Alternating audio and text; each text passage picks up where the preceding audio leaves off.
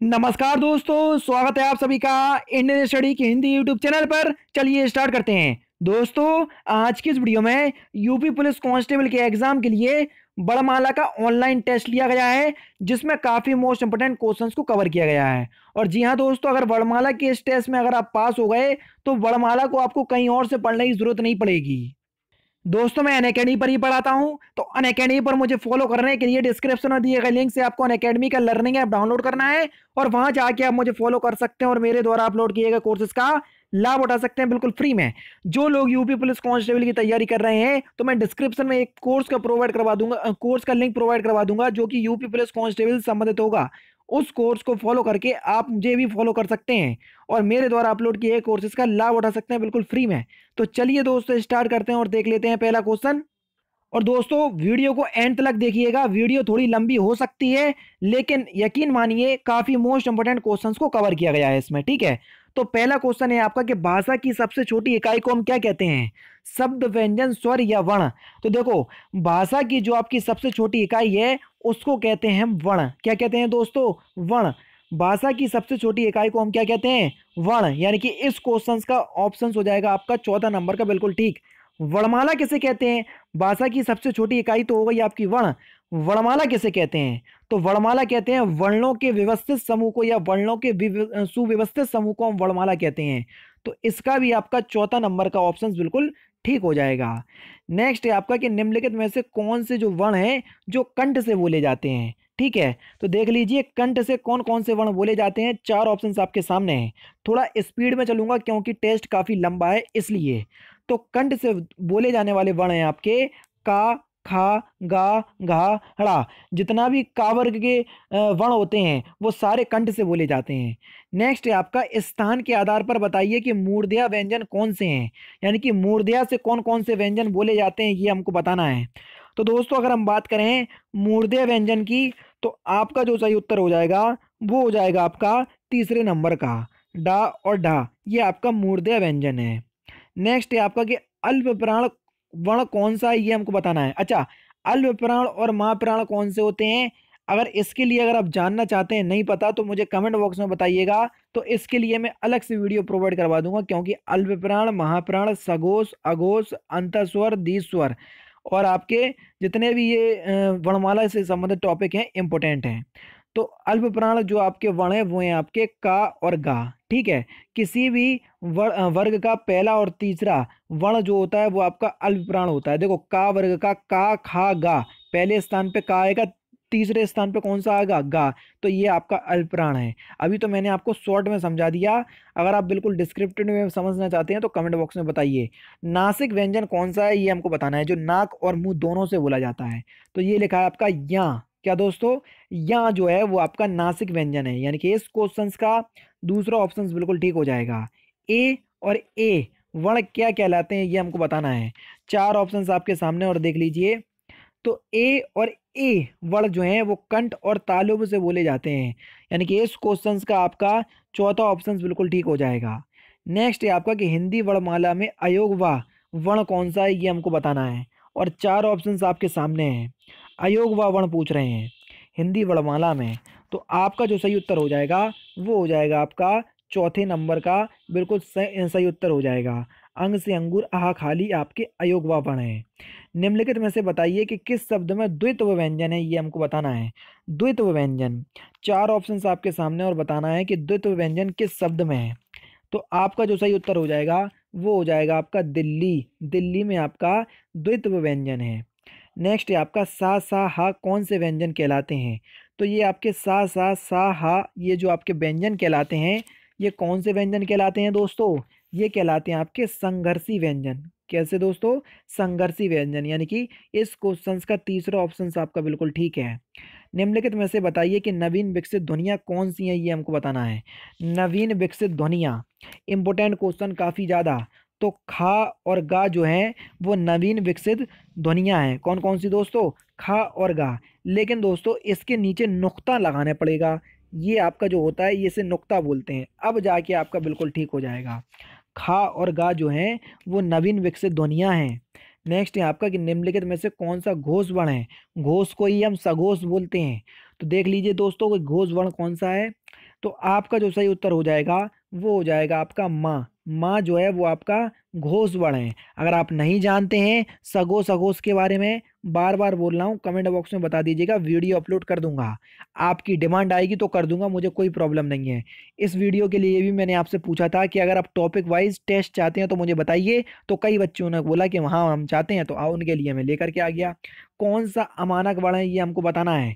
चार ऑप्शंस आपके सामने और देख लीजिए कि अमानक वर्ण का उदाहरण कौन सा होगा। तो दोस्तों अगर हम बात करें कौन सा अमानक वर्ण है, तो अमानक वर्ण हो जाएगा आपका भा। लेकिन ये आपका इस प्रकार से लिखा जाएगा, मैं आपको लिख करके बता दे रहा हूं ताकि आप समझ जाएं। ये इस प्रकार से लिखा हुआ है, तो ये आपका क्या है, अमानक वर्ण है। यानी कि इस क्वेश्चन का तीसरा ऑप्शन आपका बिल्कुल ठीक हो जाएगा। नेक्स्ट क्वेश्चन आपके सामने ये रहा, का खा गा सॉरी का गा जा फा ध्वनियाँ किसकी हैं ये हमको बताना है। तो ये जो आपकी ध्वनियाँ हैं मैंने आपको बताया, अगर आपको नीचे नुक्ता दिख जाए, क्या दिख जाए, नुक्ता, बिल्कुल छोटा सा बिंदु, तो ये जो आपकी ध्वनि कहलाती है अरबी फारसी ध्वनि कहलाती है। कौन सी दोस्तों, अरबी फारसी ध्वनि। नेक्स्ट है आपका कि हिंदी में मूलतः वर्णों की संख्या कितनी है, ये हमको बताना है। 15वें का आंसर देना है कि वर्णों की संख्या हिंदी में मूलतः कितनी है। तो दोस्तों अगर हम बात करें हिंदी में मूलतः वर्णों की संख्या, तो ये आपकी कितनी दोस्तों, 52। यानी कि इस क्वेश्चन का तीसरा ऑप्शन बिल्कुल ठीक हो जाएगा। आप लोग, कई लोग कंफ्यूज होंगे इस क्वेश्चन में, तो आपकी अपनी प्रॉब्लम को बताइएगा तो मैं बिल्कुल डिस्क्रिप्टिव वे में समझा दूंगा। छा ध्वनि किसके अंतर्गत आती है ये हमको बताना है। तो देखो चार ऐसे वर्ण हैं जो संयुक्त वर्ण के अंतर्गत आते हैं। कौन कौन से, छा आपके सामने लिखा है, एक होता है आपका त्रा, उसके बाद होता है आपका सिरा, और उसके बाद होता है आपका एक और होता है सरा। ठीक है, तो ये जो आपके वर्ण होते हैं ये सब के सब कौन से, संयुक्त वर्ण कहलाते हैं। ठीक है, तो छा जो है वो आपका संयुक्त वर्ण है, यानी कि इस क्वेश्चन का तीसरा ऑप्शन बिल्कुल ठीक हो जाएगा। हिंदी शब्दकोश में छा का क्रम वर्ण के बाद आता है, किस वर्ण के बाद आता है ये हमको बताना है। तो आपका जो सही उत्तर हो जाएगा वो हो जाएगा आपका कौन से नंबर का, देख लीजिए चार ऑप्शंस आपके सामने हैं, तो वो है आपका का। यानी कि इस क्वेश्चन का पहला ऑप्शन बिल्कुल ठीक हो जाएगा। ने ध्यान रखना शब्दकोश में चल रहा है, वर्णमाला में नहीं, शब्दकोश की बात हो रही है, डिक्शनरी, हिंदी डिक्शनरी। नेक्स्ट है आपका ज्ञा, जो आपका वर्ण है वो संयुक्त वर्ण है। मैंने आपको बताया चार संयुक्त वर्ण होते हैं, स्रा हो गया, त्रा हो गया, छरा हो गया और ज्ञा हो गया, ये चार संयुक्त वर्ण होते हैं। तो ये किन किन वर्णों से मिलकर बना होता है ये हमको बताना है। देखो इसमें एक बहुत ही बारीक बिंदु बताऊंगा, उसको थोड़ा नोट कर लीजिएगा, बहुत बारीक पॉइंट होगा। क्या कि देखो इसमें जो भी, जब इसके जो दो वर्णों के योग से बना होता है तो पहले वर्ण में हलन लगा रहता है, तो उसी में आपको एग्जामिनर घुमाएगा, तो वही आपको ध्यान रखना है। तो देखो मैंने हलन का बता दिया, तो देखो जा में लगा है, तो इसका जो संयुक्त वर्ण किन किन वर्णों के संयोग से बनता है, जा और या। यानी कि इस क्वेश्चन का दूसरा ऑप्शन बिल्कुल ठीक हो जाएगा। अघोष वर्ण कौन सा है ये हमको बताना है, तो मैंने आपको बताया है, अघोष के लिए आपको वीडियो देखना पड़ेगी तभी जाके आप पता कर पाएंगे। तो सा जो है वो आपका अघोष वर्ण है। घा का उच्चारण स्थान हमको बताना है कि घा का उच्चारण स्थान क्या होगा। तो मैंने आपको बताया, क्या बताया, कि मैंने आपको बताया कि जितने भी आपके का वर्ग के हैं उनका उच्चारण स्थान होता है कंठ। तो का खा गा घा, तो इसका कंठ हो गया। ठीक है, नेक्स्ट है आपका इनमें से संयुक्त व्यंजन कौन सा है ये हमको बताना है। संयुक्त व्यंजन कौन सा है, तो देखो अभी हाल ही में बताया चार प्रकार, चार संयुक्त व्यंजन होते हैं, तो ज्ञा आपका संयुक्त व्यंजन में ही आएगा।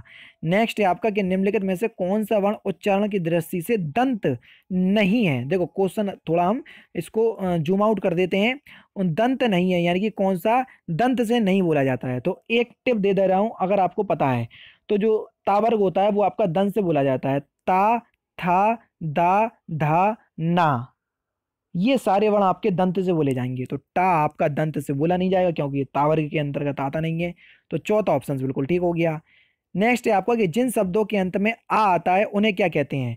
तो जिन शब्दों के अंत में आ आता है उनको हम क्या कहते हैं, उनको कहते हैं हम अकारांत। यानी कि इस क्वेश्चन का चौथा ऑप्शन बिल्कुल ठीक हो जाएगा। देखो छा भी आपका क्या है, संयुक्त वर्ण है, तो ये किन किन से मिलकर बना होता है। अब देखो एग्जामिनर ने फंसा दिया आपको, क्या, सब में हलन लगा दिया। अब आपको थोड़ा डीपली देखना पड़ेगा, और अगर आपको अच्छे से पता है तो ये आप पता कर पाएंगे। छा जो है वो का और सा षटकोण से मिलकर बना होता है। देख लीजिए कौन सा ऑप्शन है, पहला ऑप्शन आपका बिल्कुल ठीक है। नेक्स्ट है आपका हिंदी वर्णमाला में स्वरों की संख्या कितनी होती है। तो मेरे दोस्तों हिंदी वर्णमाला में जो आपकी स्वरों की संख्या होती है वो कितनी होती है, वो होती है आपकी 13। ठीक है, कितनी होती है, 13। निम्नलिखित में से कौन सा स्वर नहीं है, ये हमको बताना है। 4 ऑप्शंस आपके सामने और देख लीजिए। तो देखो दोस्तों, जो यहाँ है वो आपका स्वर नहीं है, यानी कि चौथा ऑप्शन आपका बिल्कुल ठीक हो जाएगा। निम्नलिखित में से कौन सा टा वर्ग नहीं है। अब देखो टा वर्ग जो है आपको पूरा याद होना चाहिए। टा, ठा, डा, ढा, ड़ा। अगर आपको टा वर्ग याद है तो ही आप इस क्वेश्चन को कर पाएंगे। तो कौन सा टा वर्ग नहीं है, घा जो है आपका ये का वर्ग है, ना कि टा वर्ग। नेक्स्ट है आपका कि हिंदी वर्णमाला में व्यंजनों की संख्या कितनी है, ये हमको बताना है। 4 ऑप्शंस आपके सामने हैं। हिंदी वर्णमाला में जो आपकी व्यंजनों की संख्या है वो है आपकी 33, यानी कि इस क्वेश्चन का तीसरा ऑप्शन बिल्कुल ठीक है। निम्नलिखित में से कौन सा पच स्वर है, ये हमको बताना है। तो अगर हम बात करें दोस्तों पच स्वर की, तो पच स्वर की अगर हम बात करें तो कौन सा पच स्वर है, वो है आपका बड़ा आ जो है वो आपका पच स्वर है। निम्नलिखित में से अयोग्य कौन सा है, ये हमको बताना है। 4 ऑप्शंस आपके सामने और देख लीजिए अयोग्य का उदाहरण। तो अयोग्य की अगर हम बात करें तो विसर्ग जो होता है वो आपका अयोग्य होता है। ठीक है, इंपॉर्टेंट क्वेश्चन है बहुत ही ज्यादा। ठीक है, नेक्स्ट क्वेश्चन की अगर हम बात करें तो छा ध्वनि का उच्चारण स्थान हमको बताना है कि छा ध्वनि का उच्चारण स्थान क्या होता है। तो अगर आपको याद है कि छा जो है किस वर्ग के अंतर्गत आता है तो आप आसानी से बता सकते हैं। तो छा ध्वनि का उच्चारण स्थान हो जाएगा आपका तालव्य। ठीक है, नेक्स्ट क्वेश्चन आपके सामने ये रहे कि निम्नलिखित में से कौन एक संयुक्त व्यंजन नहीं है, ये हमको बताना है। तो देखो 4 ऑप्शंस आपके सामने और देख लीजिए कौन सा संयुक्त व्यंजन नहीं है। तो आपका जो सही उत्तर हो जाएगा वो हो जाएगा आपका सा जो है आपका संयुक्त व्यंजन नहीं है। अगर इसकी जगह सिरा लिखा होता तो आपके चारों ठीक हैं। तो देखो देखो छा, सिरा, त्रा और ज्ञा, ये चारों आपके संयुक्त व्यंजन होते हैं। नेक्स्ट क्वेश्चन है आपका कि तालव व्यंजन कौन कौन से हैं, यानी कि जो तालु से बोले जाते हैं। देख लीजिए, जो आपका चा वर्ग होता है वो आपका तालव व्यंजन होता है। अब चा वर्ग में कौन कौन से व्यंजन आते हैं, चा, छा, जा, झा, या, ये सारे के सारे तालव व्यंजन होते हैं। पहला ऑप्शन आपका बिल्कुल ठीक हो जाएगा। नेक्स्ट क्वेश्चन आपके सामने ये रहा कि या, रा, लावा किस वर्ग के व्यंजन है, ये हमको बताना है। तालव, ऊष्मा, अंतयस या ओष्ठ। तो दोस्तों जो आपके तालव व्यंजन है, सॉरी या, रा, लावा जो है वो किस वर्ग के व्यंजन है, ये जो आपके हैं ये अंतयस व्यंजन है। कौन से दोस्तों, अंतयस व्यंजन। और लास्ट क्वेश्चन है कि अनुनासिक का संबंध होता है किससे, ये हमको बताना है। तो अनुनासिक का जो आपका संबंध होता है वो होता है आपका नाक और मुंह दोनों से, यानी कि इस क्वेश्चन का तीसरा ऑप्शन बिल्कुल ठीक हो जाएगा। ठीक है, अब दोस्तों ऐसे स्टूडेंट जिनको वर्णमाला पहले से आती हो, अब मैं आपसे उनसे पूछना चाहूंगा कि ये कितने इंपॉर्टेंट क्वेश्चन है, और 35 में से आपके चाहे जितने नंबर आ रहे हो, चाहे 10, चाहे 5, चाहे 2, चाहे 1, लेकिन ईमानदारी के साथ बताइएगा। अगर आप ईमानदारी दिखाएंगे तो मैं डेली बेसिस पे आपको ऐसे ही वीडियो प्रोवाइड करवाता रहूंगा। तो दोस्तों फिलहाल की वीडियो में सिर्फ इतना ही। अगर आपको वीडियो पसंद आए तो प्लीज़ वीडियो को लाइक कीजिए, शेयर कीजिए और साथ ही साथ मेरे चैनल को सब्सक्राइब करना ना भूलें, क्योंकि मैं रोजाना इसी तरह की वीडियोस आप लोगों के लिए लाता रहता हूँ। नमस्कार दोस्तों, जय हिंद, जय भारत।